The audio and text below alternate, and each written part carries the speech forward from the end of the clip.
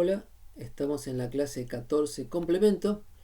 El segundo video lo vamos a dedicar a analizar lo que dice el título, que la vertical que marca una plomada no apunta al centro de la Tierra.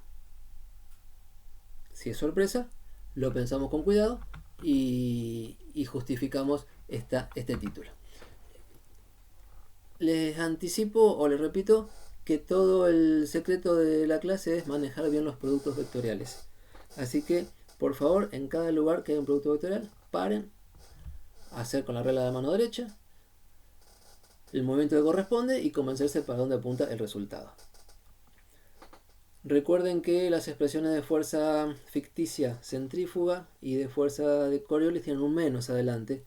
No se distraigan, hacen las cuentas con la mano derecha y después le cambian el signo al resultado por el menos que tiene adelante. Bien, entonces, ¿cómo determinamos normalmente la vertical? La dirección vertical. Si queremos poner un poste bien vertical o el marco de una puerta, usamos una plomada, que es un hilo con una pesa. Logramos que se quede quieto y entendemos que la dirección del hilo es la vertical. Y a eso lo vamos a llamar vertical de la plomada si hace falta, o vertical simplemente. Pero también podemos hablar de la dirección que apunta desde donde estamos nosotros hasta el centro de la Tierra. Y eso lo voy a llamar vertical geográfica. Y resulta que no coinciden. Resulta que hay un ángulo de desviación entre el hilo de la plomada y la vertical geográfica, la línea que nos uniría con el centro de la Tierra. Por eso decimos que la vertical de la plomada no apunta al centro de la Tierra. ¿A qué se llama vertical a la larga? Bueno, cada uno tendrá su convención. Si le hace caso a la plomada o le hace caso a la dirección al centro de la Tierra. La dirección al centro de la Tierra la podemos determinar por la dirección de la fuerza-peso o por la aceleración de la gravedad. La fuerza-peso, en el marco teórico, es la fuerza con que la Tierra atrae a las partículas y, bueno, con algunas cuentas que no hicimos, se demuestra que apunta exactamente hacia el centro de la Tierra cuando la consideramos como un objeto esférico. Entonces, ¿por qué pasa esto que decimos en el título? Bueno, vamos a pararnos en algún lugar de la Tierra. Lo que se llama plano del suelo es la dirección tangente a la esfera. Como si apoyamos un papel plano sobre la esfera, si lo apoyamos en distintos lugares de la esfera, ese plano tiene que estar orientado de distintas maneras. Y hay que ubicarse con eso para no perderse. Entonces, es importante decir en qué lugar de la Tierra vamos a trabajar. Y en la Tierra tenemos latitud con el ángulo del ecuador hacia el polo sur, latitud sur, del ecuador hacia el polo norte, latitud norte. Y tenemos meridianos que nos permiten ubicarnos en el giro alrededor del eje de la Tierra, del eje norte-sur. ¿Sí? Tenemos paralelos marcando la latitud, acá punteadito, y meridianos marcando lo que se llama longitud terrestre. Resulta que la longitud no va a importar mucho en estas cuentas, la latitud sí es fundamental. Entonces supongamos que estamos en el hemisferio sur, como estamos ahora, con un ángulo de latitud θ, que voy a llamar θ S para acordarnos que es sur. Y entonces lo que llamamos plano de la Tierra, o plano horizontal en el lugar que estamos parados, es el plano que tiene las direcciones este-oeste y las direcciones norte-sur. Cuando uno pone la brújula, la pone con el plano paralelo al piso. Y entonces norte-sur, este-oeste son direcciones que vemos tangentes a la superficie de la Tierra. Horizontales decimos cuando estamos parados. Y si ponemos ejes, por ejemplo en este dibujo, el eje X de norte a sur, es un eje que no es paralelo al eje de la Tierra. Cuanto más latitud tenemos, más inclinado está este eje, porque es tangente a la esfera terrestre. Entonces el eje norte-sur, acá está un poquito inclinado, no es paralelo al eje norte-sur de la Tierra. ¿Okay? El norte-sur, con respecto al punto donde estamos parados en la superficie, no es lo mismo que el eje que pasa de polo norte a polo sur. La otra dirección del plano de la Tierra, donde estamos parados, del suelo, acá la llamé Z y la dirección este-oeste. Y en este dibujo puse Z positivo hacia el oeste. Y si tenemos X y Z, para completar un sistema cartesiano necesitamos el eje Y, que bueno, si X y Z están paralelos al piso, y está perpendicular al piso. Y perpendicular al piso significa la vertical geográfica. Pensando que la Tierra es una esfera perfecta, perpendicular al piso significa en la línea que va al centro de la Tierra. Bien, elegí estos ejes para hacer un problema local. Estamos parados en este lugar y colgamos una plomada. Acá sería como tener un techo a cierta altura en el eje Y y dejar que la plomada cuelgue para el lado del piso, algo así como en contra del eje Y. A ver si podemos llevar este dibujo a uno que se parezca a los que hacemos siempre. Visto más de costado, acá está con cierta perspectiva. Si dejamos girar la Tierra y este punto donde estamos lo tenemos bien de perfil, tendríamos que lo que llamé eje Y es bien perpendicular a la superficie terrestre. Lo que llamé eje X, que iba de norte a sur, acá se ve que es tangente a la superficie y se nota más, o hice mejor el dibujo, que no coincide con la dirección de la velocidad angular de rotación. Y el eje Z no lo veo acá porque está pinchando la hoja. El eje Z está en este dibujo saliendo de la hoja, ¿sí? Entonces, si acá a cierta altura del piso tenemos un techo y de ahí colgamos una plomada, la plomada la vamos a ver colgar hacia abajo en el eje Y, o casi, porque les conté que está desviada. El dibujo es este que tengo acá a la derecha, a la izquierda, perdón, respetando los ejes. Fíjense, el eje X en este dibujo grande de la Tierra es horizontal, entonces el eje X lo ponemos horizontal. El eje X tiene positivo hacia el sur, así que donde dice X positivo es el sur, ¿sí? El eje Y perpendicular al suelo y hacia afuera de la Tierra es el eje vertical cuando estamos mirando. Y la plomada está colgada con un hilo del techo y es una masa que está por acá abajo, y como está colgada del techo con el hilo, tiene una fuerza de tensión en la dirección del hilo.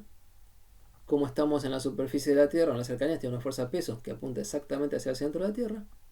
Y resulta que además tiene, para el observador no inercial, una fuerza, las fuerzas no inerciales. La de Coriolis no está, porque esa aparece cuando hay velocidad respecto de tierra, respecto del piso. Y como acá tenemos una plomada colgando y ya se quedó quietita, la velocidad respecto del piso es cero y solamente nos queda la fuerza ficticia centrífuga. Entonces, como observadores no inerciales, plantearíamos suma de fuerzas reales más fuerza centrífuga, que así se escribe, ficticia, igual a masa por aceleración que observamos. Y como la plomada se quedó quieta, la aceleración que observamos es cero. Nuestras ecuaciones de dinámica parados en un sistema no inercial son suma de fuerzas reales y ficticias igual a cero para describir una partícula en reposo. ¿Para dónde apunta la fuerza ficticia menos masa por omega por R?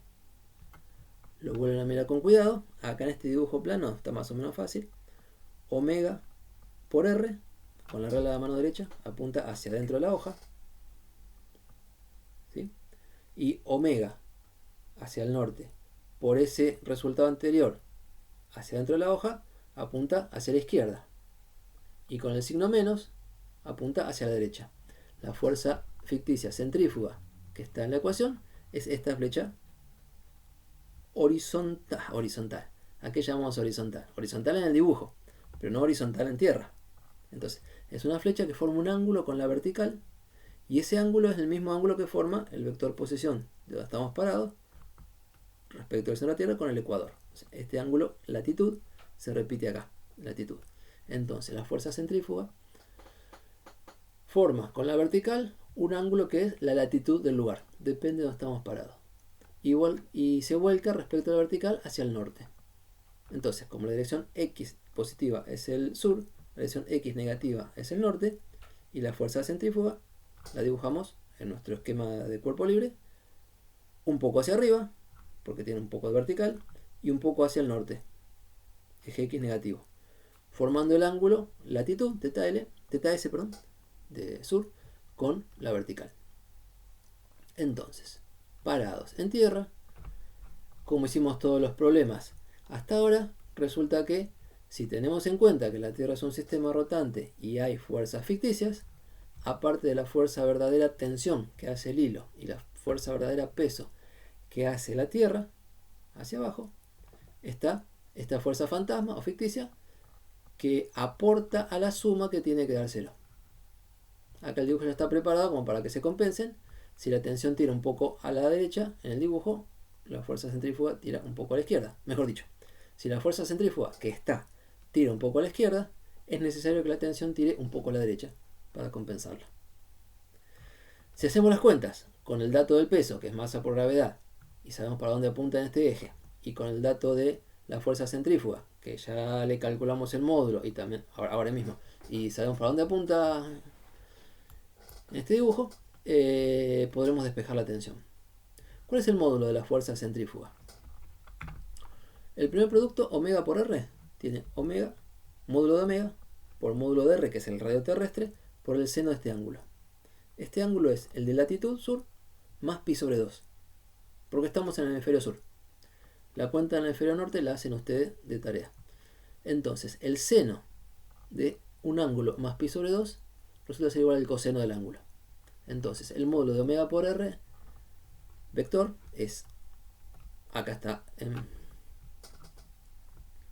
creo que ya está todo junto, es omega, módulo de omega por módulo de R, que es el radio terrestre, por el seno de este ángulo, les decía, que es el coseno del ángulo de latitud.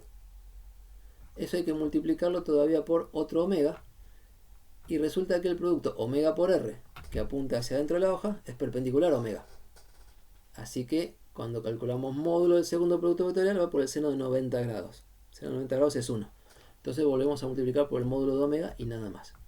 Y la masa allá adelante, y el módulo que me mata el signo menos, dice que el módulo de la fuerza centrífuga es masa por velocidad de rotación de la Tierra al cuadrado, en radianes sobre segundo, por el radio terrestre, lo señalo acá, por el coseno del ángulo de latitud.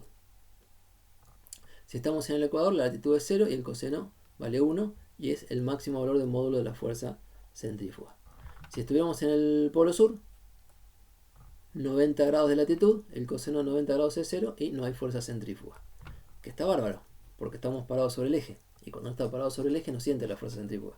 La siente en proporción a cuánto se aleja del eje. Okay.